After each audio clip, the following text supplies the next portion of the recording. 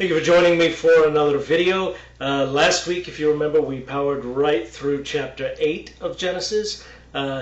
Main reason I was able to do that is because honestly, there really wasn't a whole lot happening in the chapter. I mean, it was all like aftermath of the flood, but it was like, and they made landfall on a mountain, and they waited for an entire chapter. They waited. To be fair, at the end, everybody got out and walked around a little bit, stretched their legs, But, for the most part, they waited all throughout chapter 8. So, chapter 9 actually has a lot more information packed into it. So, without any further ado, let's go ahead and jump into that. So we are going to be in Genesis chapter 9. We're going to be reading the first 7 verses today. So, it opens up, verse 1, it says, "Vayvarech Elohim et Noach ve'et banav, vayomer lahem poru urvu umilu'u et ha'aretz." So it says that God blessed Noah and his sons, and he said to them, "Be fruitful, multiply, and fill the earth." Right? So, a couple of things that I just wanted to point out really quick before we move on is that the term that it uses here for God is Elohim, which I've stated multiple times before. It alludes to God in his capacity as a judge. So why here, when it says that he blesses them, why are they, why is God being called God? Why is he being called Elohim?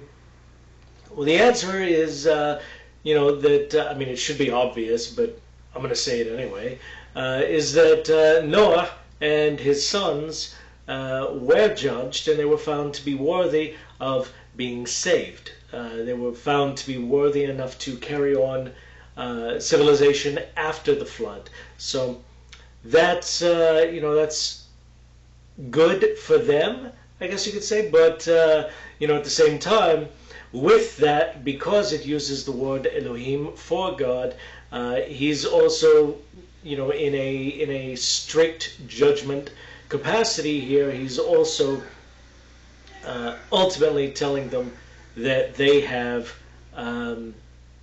work. They're not just being saved for the sake of being free. They're being saved for the sake of spreading the message of what happened. Of teaching morality to the world. They are tasked with, probably most importantly, being a cautionary tale for what happens when wickedness is allowed to run rampant, when courts are not dispensing justice equally for everybody. When governments go bad, if you will. And just an interesting side thought, all throughout the Tanakh, anytime a government is mentioned, it's inevitable that it's not being mentioned for something good. That's test me on that. You'll see that anytime a government is mentioned for some reason, that's when God likes to talk about how bad that particular government was. Except for, now the exception to that rule is the Messianic kingdom, when justice will reign supreme and everyone is going to have justice fairly and evenly distributed. Fairly and equally distributed. So, very important part of Jewish, you could call it Jewish eschatology, but it's not really the end. It's just sort of the period around the end. We're not even sure, in Judaism, we're not really sure that there actually is an end. I guess we'll find out when everybody else finds out. Verse 2.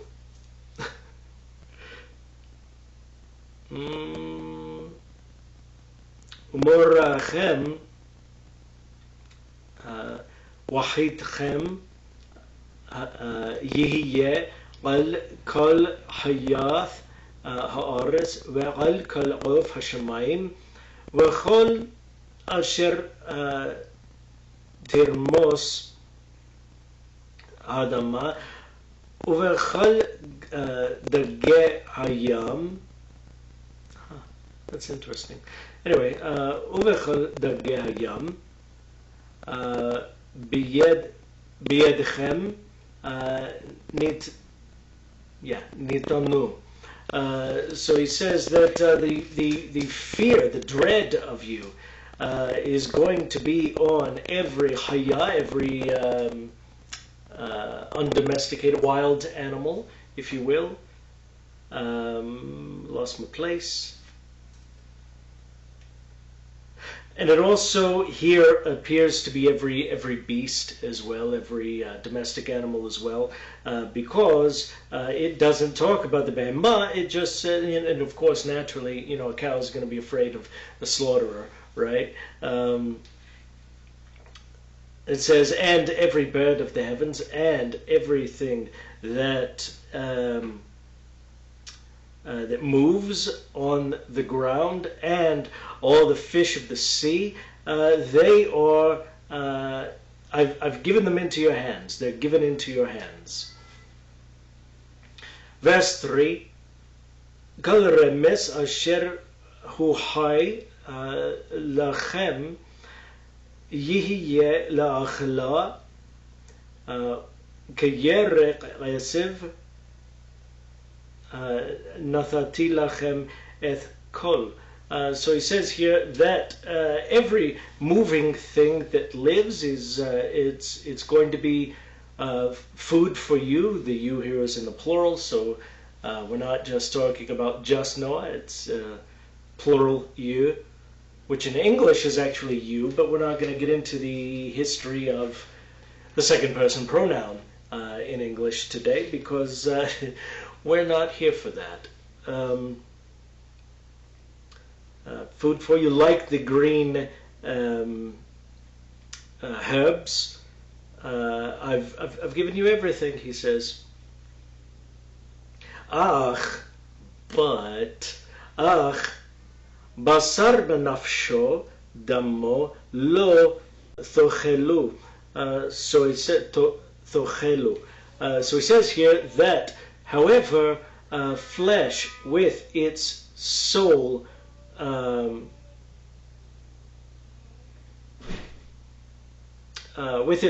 its blood, you shall not eat. So this is a reference to you're not allowed to eat. This is going to sound weird to some of you and barbaric to others of you and totally normal for some of you, I'm sure. You're not allowed to eat blood. Okay, I know most cultures historically have eaten blood. You're not allowed to eat blood. Biblically speaking, you're not allowed to eat blood, except for, you know, in a matter of life and death. But, you know, you're not allowed to say, oh, it's Sunday, time for some blood pudding or whatever it is that you're making, blood sausage. You know, you're not allowed to do that. Biblically speaking. Don't take my word for it, check. Also, if you're a Christian, you might want to check into the book of Acts. Jerusalem Council there also specifically prohibits eating blood and meat from strangled animals. Really strange that it says strangled animals, but we're not talking about that today. It also says that if it has its soul within it, if it's still alive, you're not allowed to eat any part of it. Now, some of you are probably thinking to yourselves, who eats the limb of a living animal, right? Right? Well, as it turns out, back in the day, it was fairly common, okay? It's specifically prohibited by Scripture, and I assume that the only reason that I can think of, anyway, that this would be prohibited is because God says, what difference is there between a human and some other sort of animal?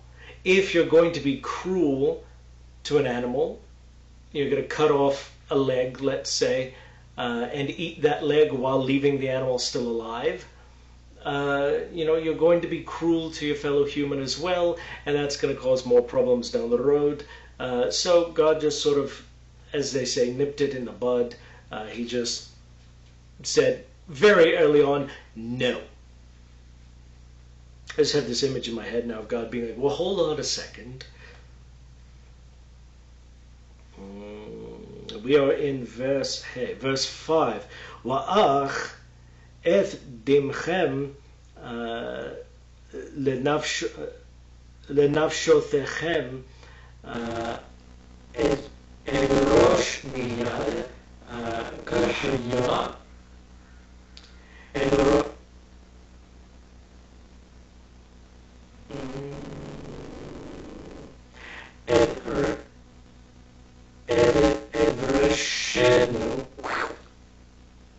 when you're working with dots and dashes as a vowel system, it can get kind of, tedious, especially if you wear glasses. So, Evroshem miyad adam miyad ish ahil Rosh et nefesh adam. So it says here that but or however your blood lost my place. Bear with me.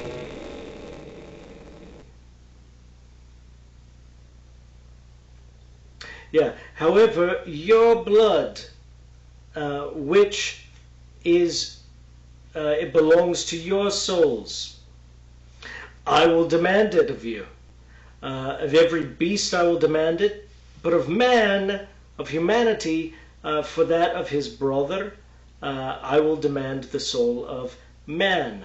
Okay? So we're talking here about murder. We're talking about, in the case of an animal that kills a human being, the life of the animal is forfeit. And that's actually codified later on in the Torah when there is, the laws are given at Mount Sinai, and one of those laws happens to be if an ox, it uses the example of an ox, it happens to, gore habitually, and the owner didn't, put it away, didn't do his best to secure it and keep it from goring people, the owner and that ox are both responsible. The ox is put to death, and the owner is fined for damages. It's a, you can compare it to the legal system in most places where if you're liable for an injury, yes, you absolutely do have to pay. Still, we are in verse 6. Shefech ba'adam ba'adam damo Shifet Yishafek Ki Beseder Yivasa Et Hadam. But it says that whoever sheds the blood of man, by man his blood will be shed, because he was made, because God made man in the image of God. Because literally it says, because in the image of God man was made. Okay. I'm also going to throw out something that is a little controversial, a little political. In general, I try to stay away from politics, but, sometimes you can't. This verse prohibits abortion. And because in the Hebrew, it literally reads, it says, whoever sheds the blood of a human in a human, that his blood should be shed.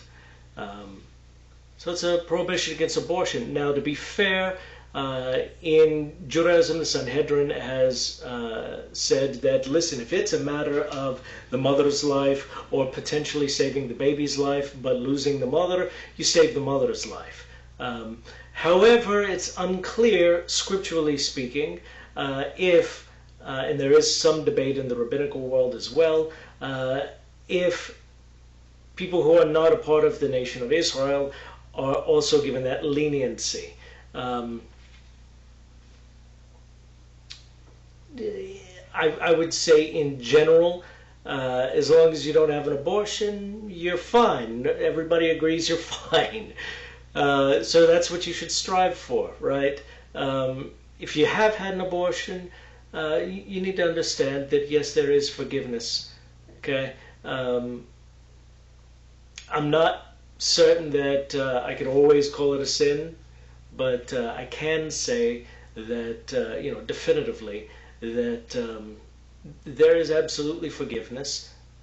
God forgives. There's absolutely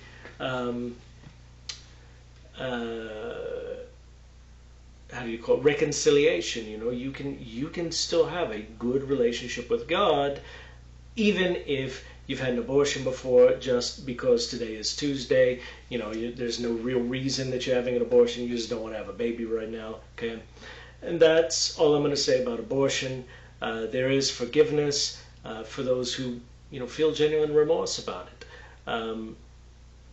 There is a permission given if it's to save the life of the mother, which happens, okay? It's a real thing. A lot of people in the pro-life camp like to say, oh, there's no case where aborting the baby would save the mother's life. Well, yeah, yes, there is.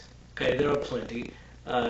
Case in point, we're going to get into it eventually, I'm sure, but when we get to the birth of Benjamin, at the end of, close to the end of the book of Genesis, his mother died during childbirth. Okay, if he had been aborted, it wouldn't have happened. We'd be missing out an entire tribe, but it wouldn't have happened. She would have lived a little longer. And I'm certain that Benjamin very likely had to live out his entire life knowing that. That was probably crushing, to be honest with you.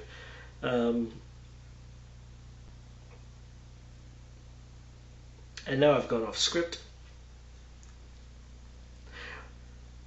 Wa'atem, verse, I think, we're in verse 7. Wa'atem, Peru, Urvu, Shirsu Varetz,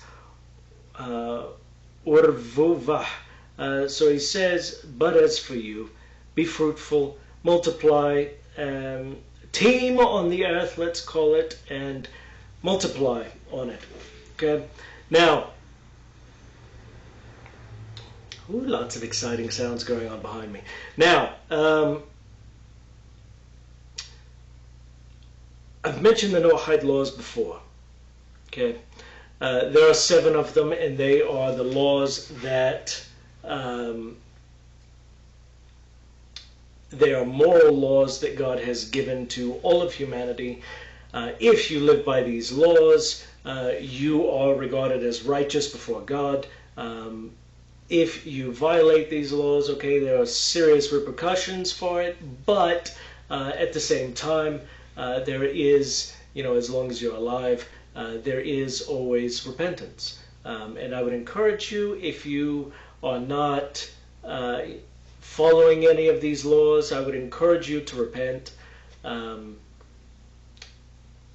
But that's all I could really say about them. Now, I've mentioned them before, but I haven't really enumerated on them, I don't think.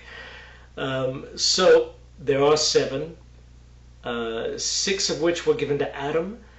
The 7th one was given right here to Noah, and we're going to mention it here because the last one was given, so we can close the book on that, or turn the page, that's how you say it. You can turn the page on that and not have to think about it until next time. You should be, asking yourself, am I doing things properly? Really, you should. And if you're subscribed to this channel, if you're watching my videos, I really hope that yes, you are asking yourself, am I living right? Could I be living better? I really hope that you are. If you're not, okay, that's between you and God. That's none of my business, right? But I sincerely hope that you are asking yourself those questions, because I ask myself those questions every day. Am I living correctly? Could I be doing something better? Where have I failed that maybe I can, reinforce myself there and make it to where it's harder to fail the same way again. These are important questions that we all should be asking. But we're going to talk about these 7 Noahide laws. So there are 7 in total. Talmud mentions them, and they are specifically mentioned in the Torah before the giving of the Torah at Mount Sinai. And that is part of how we know that they are incumbent upon all of humanity. So the very first one, idolatry is prohibited. I don't really think I have to expound on that very much. You worship an idol, you worship something that's not God, okay, that's a problem, right? Blasphemy, number 2, blasphemy is prohibited. So that would be one of the best ways that I know to explain it to you, because when you say blasphemy, people are like, wait, what does that even mean? Because we don't really know in the modern world, right? So what it means is you're not allowed to say there is no God. You're not allowed to, you can be agnostic, okay? You can, say maybe there is a God, maybe there's not a God, I don't know, so I'm just going to try to live a moral life. You could do that. And that technically is not blasphemy, as long as you never step into the area where you're like, no, there is no God. He doesn't exist. It's like there's a meme that comes around every so often, that Stephen Hawking once famously remarked that there is no God. And then when he passed, someone made this meme that, quotes God, and it says, there is no Stephen Hawking. It's hilarious because I'm messed up like that, okay? The internet and military service has really warped my sense of humor. But we're going to move on from that, okay? Number 3, murder is prohibited. How do we know murder is prohibited? Cain and Abel, what we just read today, you're not allowed to murder. Abortion for the sake of, man, I thought I wasn't going to mention this again. Abortion for the sake of convenience, according to Jewish law, is considered abortion, is considered murder. Like I said, though, there's some disagreement about what it means for non-Jews. And that's, I really hope that, eventually somebody could just step out and say, you know what, yeah, it is, or you know what, no, it really isn't, and, have some sort of authority, to speak. I don't think anybody does, though. Number 4, sexual immorality is prohibited. I'm just going to leave that to your imagination, okay? There are a number of things that fall under that category, and these are all, by the way, categories. They're not, specifically, oh, this is a lot murder. You can't murder, but you can do other things that are very nasty things. Well, no. These are all categories, like items with like items, right? It's a matching game, if you will. Sexual immorality is prohibited. So what does that mean?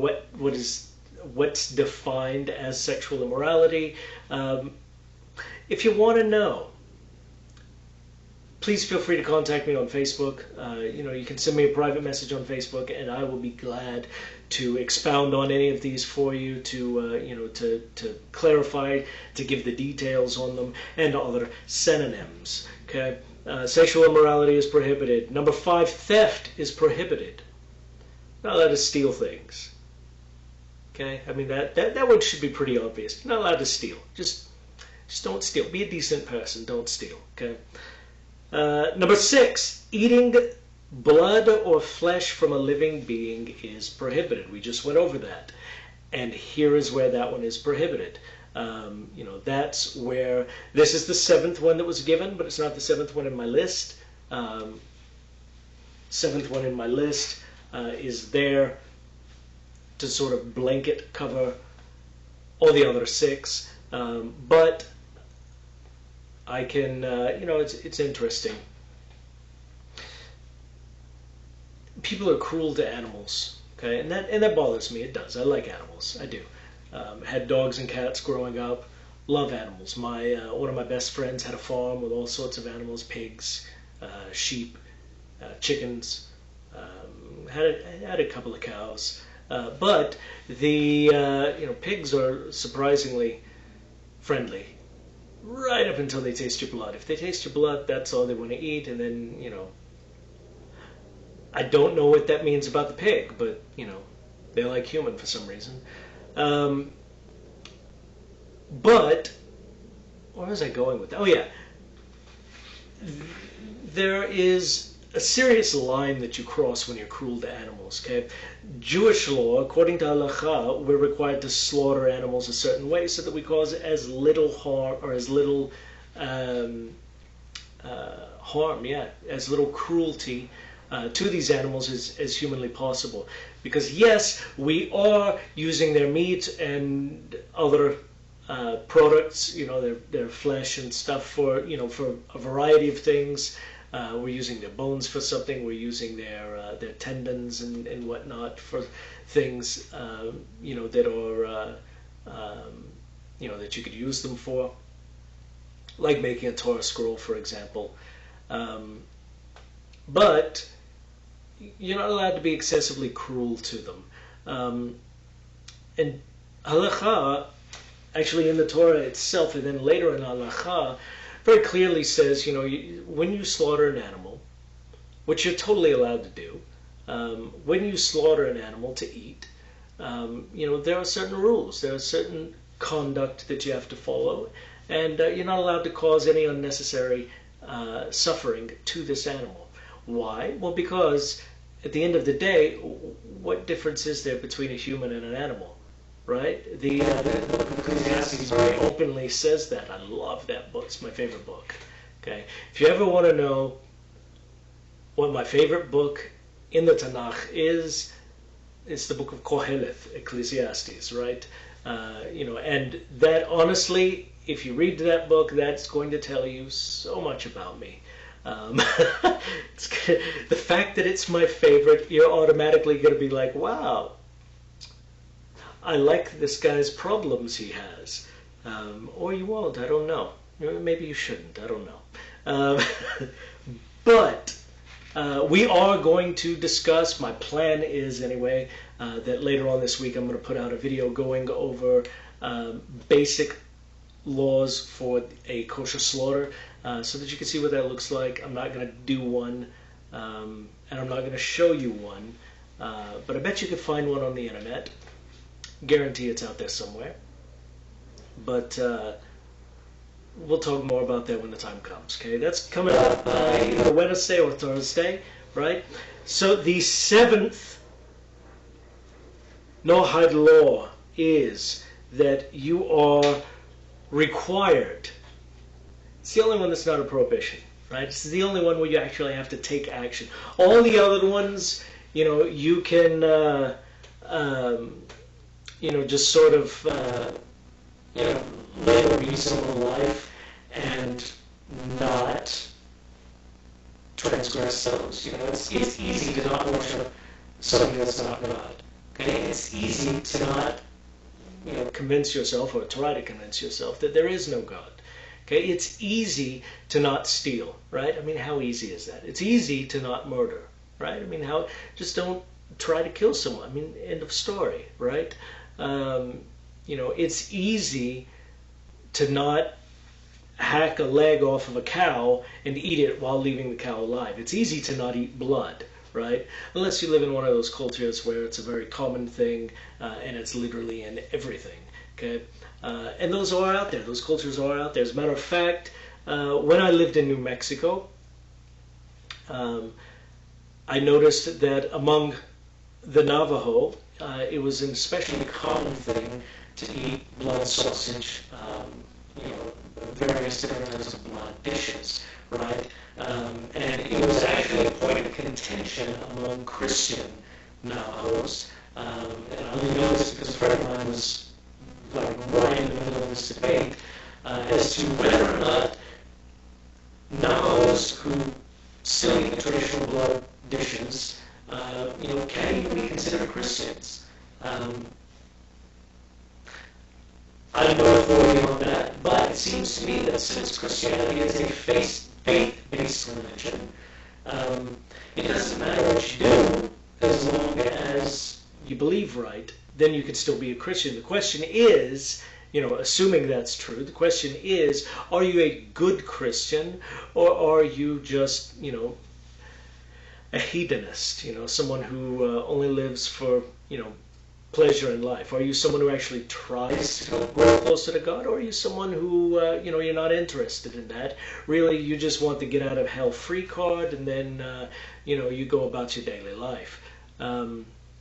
That's really the only question that pops up from that. But here, now, once I can say us, because yes, this does apply to Jews as well. God actually gave us 606 more laws because he loves us, I guess. I don't know. God gave Israel 606 more laws, but we're kind of a special case. But we still have to live by these 7 Noahide laws. The 7th one is you are required to establish courts of justice. Now, if you live in a country where there are courts of justice, where there is a legal system, a functional legal system, it can be corrupt. But if you live in a country where there is a legal system, congratulations, you've already fulfilled that one.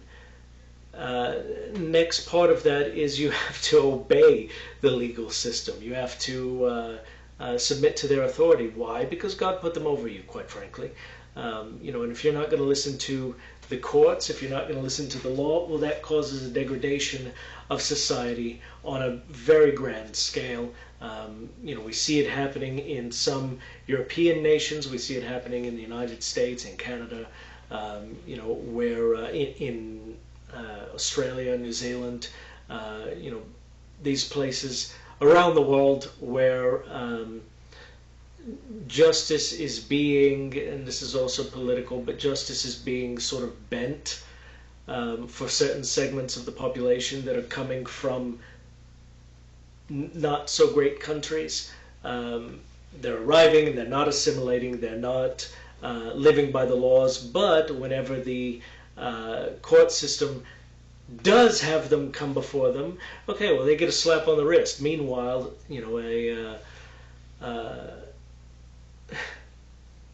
give you an example.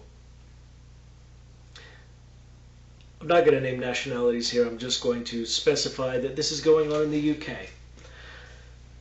And this is probably going to get me banned in the UK, and that's fine. Didn't like King Charles anyway. Liked his mom. She was nice. Seemed that way anyway. I like William. Nice guy. Seems that way anyway. His wife certainly seems like a very sincere person, but we're not talking about the royals or their families or anything like that. The UK system of courts, the court system, I should say, that's how you say that in English, they have been dealing with a lot of immigrants being brought in for, various major crimes, things like statutory rape, right? Children being used as sex slaves, that sort of thing, and they're really being let off very easily. They're being, for the most part, they're being, set free. The government's really kind of keeping quiet about it. This is not a conspiracy theory, I swear. There are multiple documented cases of this happening. Meanwhile, they're arresting Christians for praying in public in the streets of London. I mean, come on. The UK is lost if that's, if that becomes the norm, which I assume that it has been, at least that's how it's presented to me, then the UK is lost. The UK has